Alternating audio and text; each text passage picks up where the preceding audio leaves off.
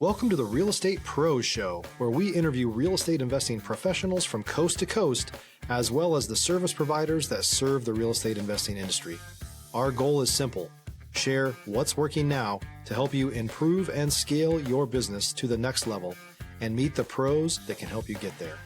Real Estate Pros is powered by Investor Fuel, America's leader in helping real estate investors and professionals build the business you need to live the life you've always dreamed of. Let's start today's show. Property insurance for real estate investors doesn't have to be difficult, but it does need to be there to protect you when you need it. MyInvestorInsurance.com not only provides insurance at 15 to 30% cheaper than traditional agencies, it's built specifically for real estate investors like you.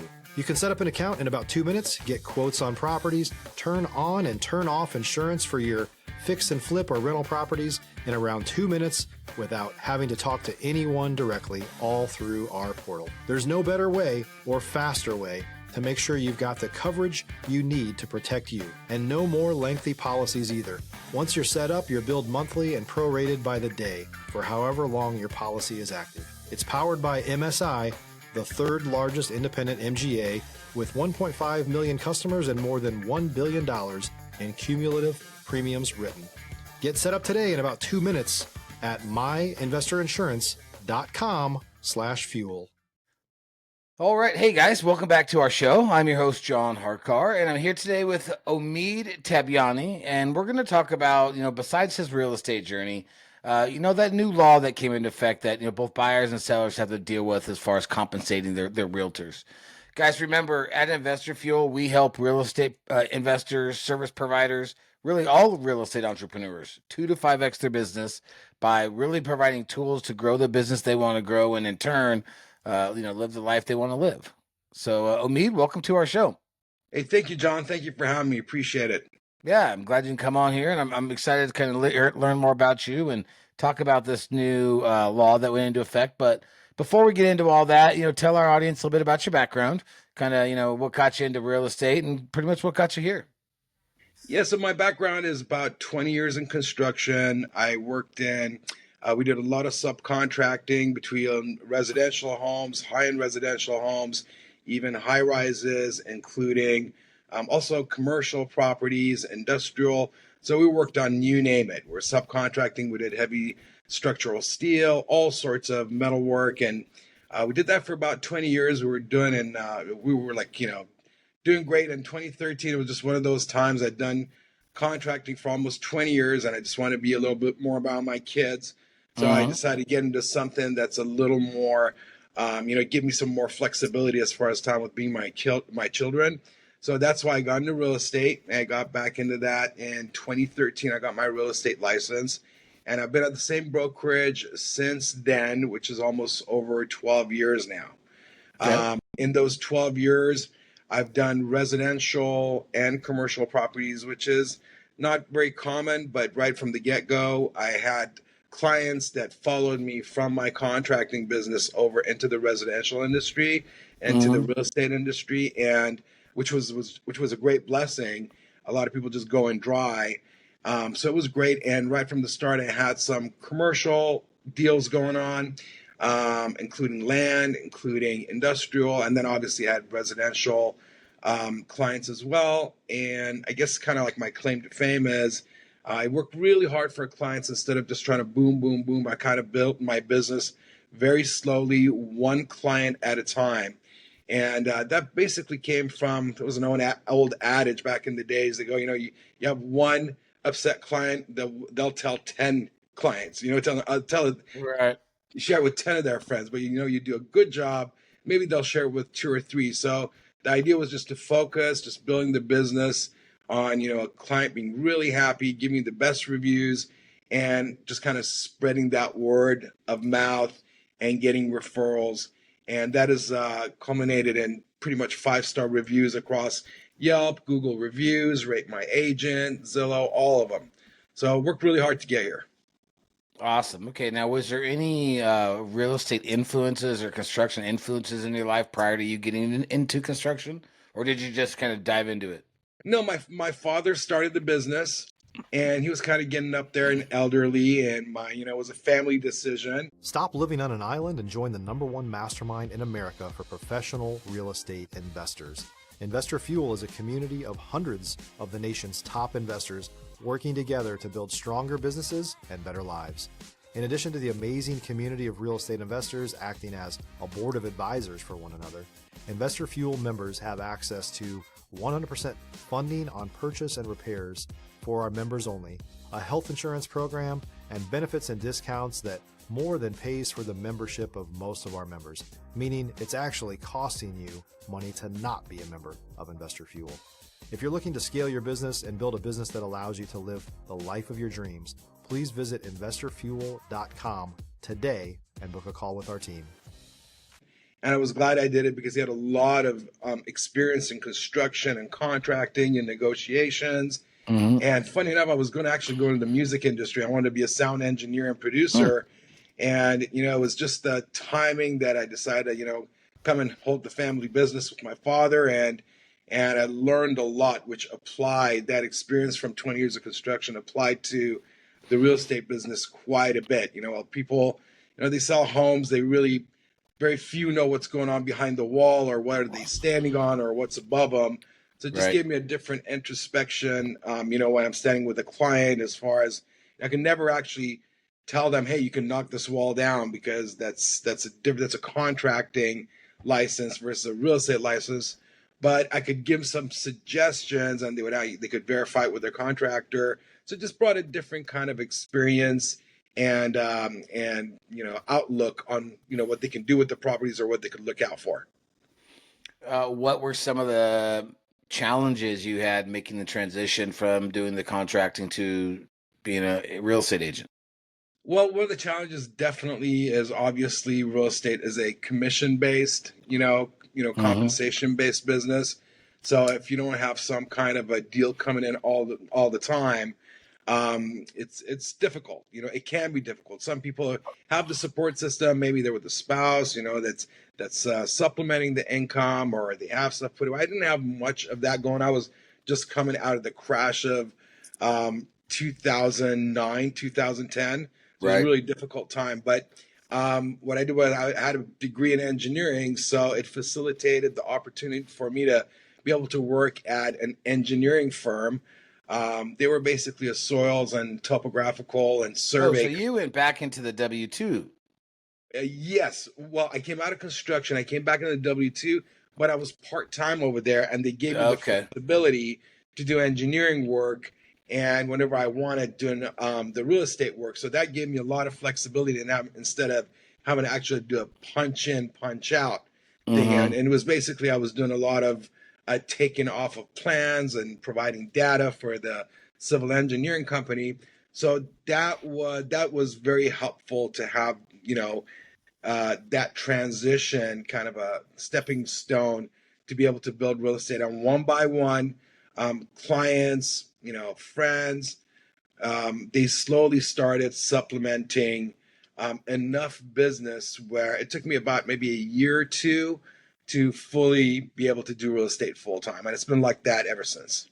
Okay. And, once you went full-time real estate and kind of got out of all that stuff, were there any things that just kind of made it that full transition? Did you kind of have to do a mindset shift on anything? Were there any obstacles or things that came up that kind of, as you went back full-time, had some bumps in the road, anything like that? Oh, definitely. I think real estate, I think one of the biggest challenges in real estate for agents, especially newer agents, is accountability.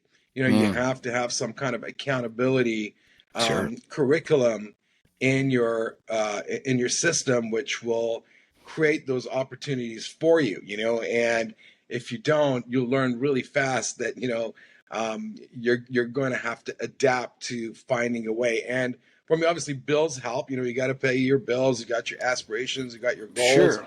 So I was always kind of driven as far as that stuff goes. And what really does help is that I really enjoy doing what I'm doing. I do believe that real estate is one of those, industries where people are coming to you with a lot of trust. It could be their, life savings. It could be, it's pretty big. And then obviously when you deal with more complex investors and If you're looking for consistent, high-quality leads, look no further than Investor Machine. Investor Machine isn't just another agency. It's the most sophisticated, data-driven lead generation company on the planet for real estate investors, and serves the role of being not just a lead generator for your business, but a marketing partner that is helping you achieve your goals along the way. Go to investormachine.com to learn more and schedule a call with our team today.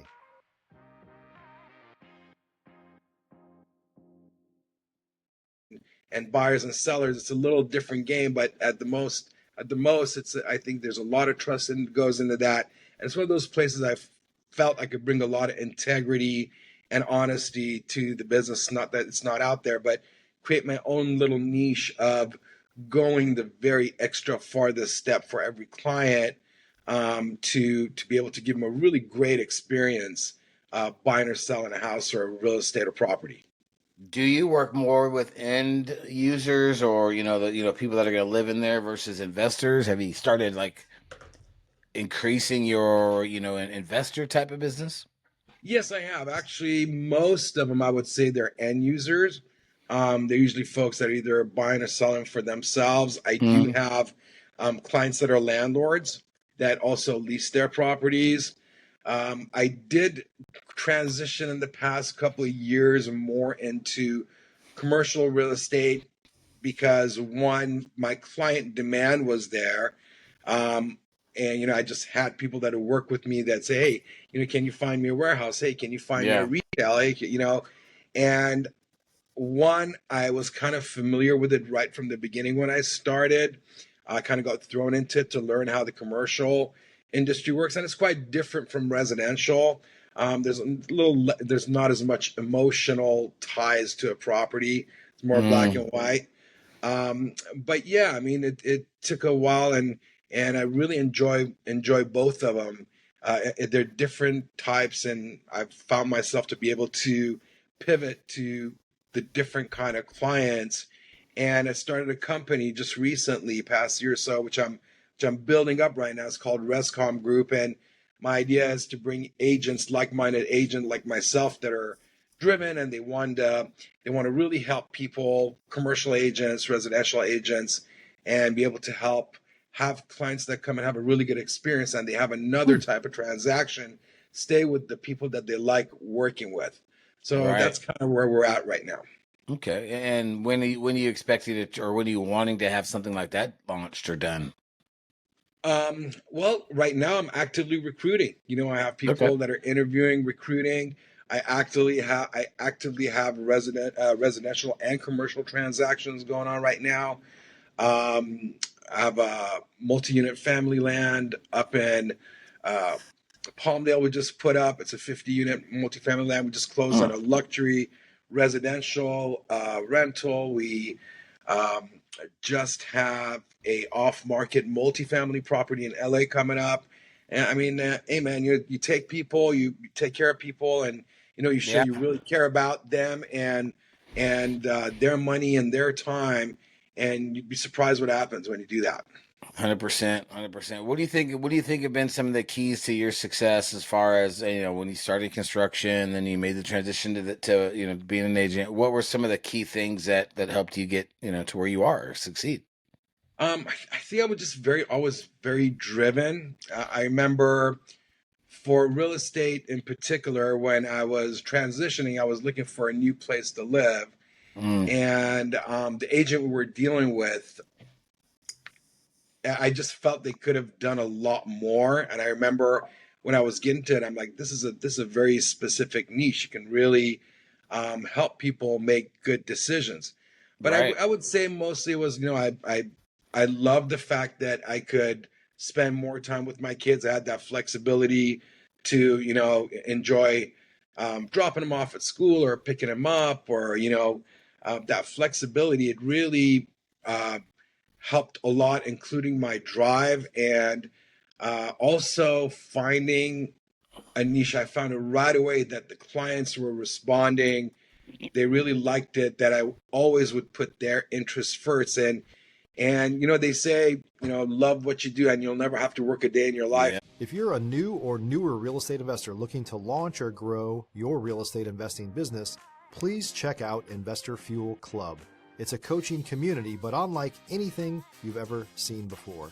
And you can actually partner with members of our mastermind from coast to coast on deals right in your market.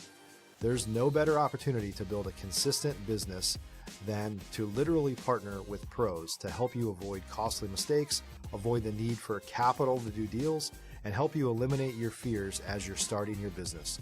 Learn more about Investor Fuel Club at investorfuel.com/club. Yeah. That kind of pulled me in. That energy and that vibe pulled me in. I'm like, you know what? I can stay here. That's awesome. Okay, well, let's touch in a little bit about this new law that the buyers and sellers are having to deal with. Kind of explain it to our audience a little bit for us. Yeah, so basically, a legal disclaimer that this is to the best of my knowledge. Everybody do their own research on it to get the law, so it's not a legal kind of, we always have to put that disclosure out there. Of course. Basically, what happened is the MLS has removed a buyer's compensation from them being on property listings. And this came out of a lawsuit that had taken for a while. And basically some home sellers, given that they had signed a contract that they would be giving compensation to a buyer's agent, at the end of it, it came out that that was not the way to go about it. And they made a ruling where now the sellers are not obligated to pay for the compensation or have it be listed on the MLS. Now, from what I understand from one of my some of my broker friends that have been in the business a lot longer, it was kind of always like that. The sellers didn't have to, but it was more of, bringing in a buyer, and also, the buyer's agents do a lot of work. So it was Right. to find a way to compensate them as well. So where we're at right now, basically, if an agent is representing a buyer, sometimes the sellers are offering considerations to a buyer's or a tenant's rep. It's more of a consideration that it's called, that basically the buyer or the tenant funnels or provides that consideration given to them to their agent. So when we represent buyers or tenants, one of the things we ask is from a listing agent or a landlord's agent, hey, is the seller or the landlord offering any terms of compensation? And to be able to show a property or really cater to a buyer, we have to have a buyer's representation signed with them that kind of defines what areas they're looking into to purchase, and they kind of commit to paying you that percentage, which is that's where the twist has become, where buyers and tenants now are committing to take care of their representative, their agent, and that can be paid whatever is short of that or can be covered by the seller. They can, they just pay whatever is left. Let's say, they say, we'll give you 2.5%, represent us, and a seller's agent or listing is providing 2%. So that discrepancy between the 2.5% and 2%, your buyer tenant may have to pay the 0.5%, or a lot of times the sellers are providing the full compensation and the buyer tenant don't have to pay anything, and the seller still, and I'm seeing it quite a lot. There's still quite a bit of sellers and landlords, they're offering, compensation or consideration of compensation. That's interesting. Yep. That's interesting. And I mean, is there, what kind of feedback is the, industry given? The seller agents or buyer agents firmly opposed? Are they for it? Do they see? I mean, what's the kind of consensus? Well, I think the consensus is, for us that have been around a little longer, it's a lot easier to learn it this way, to completely change your style after doing it for so long another way. True. So that was a learning curve, and the consensus is, hey, business goes on, And that's exactly what's happening. First we had that curveball with COVID thrown at us. So we had to deal with, with all of that. And now, with this deal, but we all just moved on. Now, what helped me personally in this transition, I didn't see, like right away when I heard about it, I'm like, this is kind of looking like more of a commercial transaction, because when you do commercial transactions, there's no compensation written on the OMs or on the websites. And basically, we did what they're asking for residential side to do now. We've been doing that for a long time. You call up, property agent, whatever it is in commercial. As you go through, at some point you ask, hey, what's the consideration for the buyer's rep? So for me, it wasn't that difficult. But I think for a lot of people who strictly did residential, it was a little bit more of a curve, to learn. The processes were different. And over the past, I want to say year, so many things have changed on the CAR form. They've, put provisions in, put, term items in or revised them, but it's moving along. It's all right. Okay. I don't. Yeah, I just kind of want to get a feel on what agents think. Well, I mean, he's shared a lot of great information. If there's anybody in your what area, Calabasas? Yeah, I've worked in Calabasas. I've worked as far as near Montecito up to Barstow, down to Orange County, to La Quinta. So if I wanted to say, I probably served LA County and surrounding counties, but more focused in Calabasas in the 10-20 mile range, Sherman Oaks, all that. But I have clients right now kind of like all over the place. So I go where my clients are. And it's funny, I was having this conversation with a client. He goes, well, how can you, pull off something like that? Because people are always looking for local experts. And my feeling about it is that, there's so much information at, buyers and sellers' fingertips right now that, they can click on a property. It'll spit out the transaction history. It'll spit out the comps, spit out the demographics.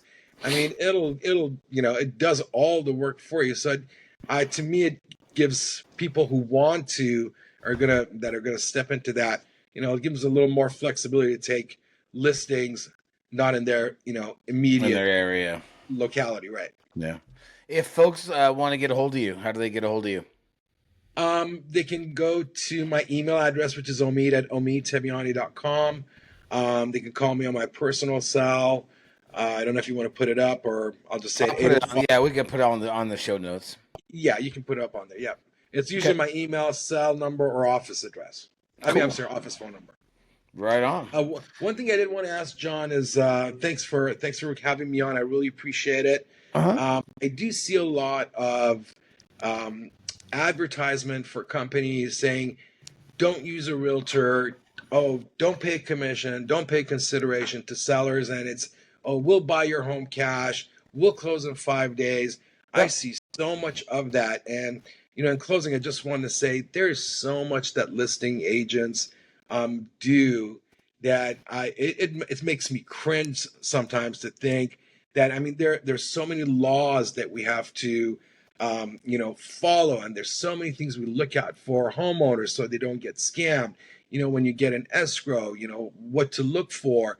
So I was just going to, strongly suggest if people are going to, entertain something like that, at least to talk to a listing agent and ask him, hey, well, why is this worth my time to go with you when I can do this for this much? Because I think it's grounds for a lot of scamming, and I think it's just worth anybody's time and money to interview a bona fide real estate agent before they go that route.